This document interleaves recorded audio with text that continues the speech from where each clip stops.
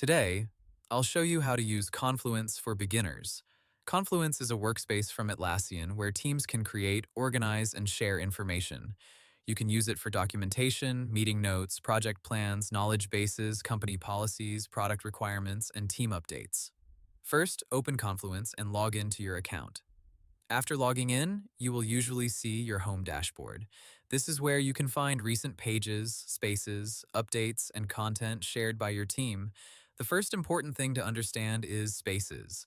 A space is like a folder or workspace for a team, project, department, or topic. For example, you might have a space for marketing, product, IT support, or project documentation. Open a space to see the pages inside it. Pages are where you write and organize content. To create a new page, click Create. Now choose a blank page or select a template. Confluence has templates for meeting notes, project plans, how-to guides, decisions, retrospectives, and more. Give your page a clear title, then start adding content. You can write text, add headings, create bullet lists, insert tables, upload files, and add images. To insert special content, type the /command. For example, you can add a table, date, status, Jira issue, panel, divider, or page link.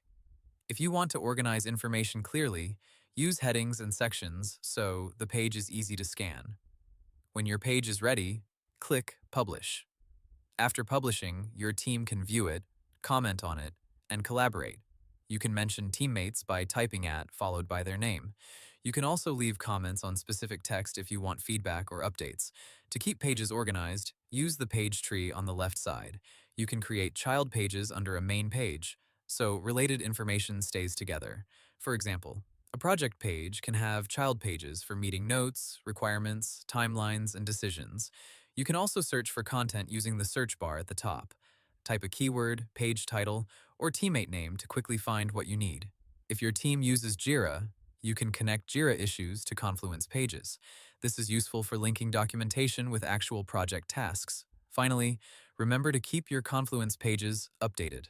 A good Confluence space should be easy to search, easy to read, and useful for the whole team. And that's it. You now know the basics of using Confluence for beginners. Hope the tutorial was helpful, subscribe to my channel, and see you in the next video.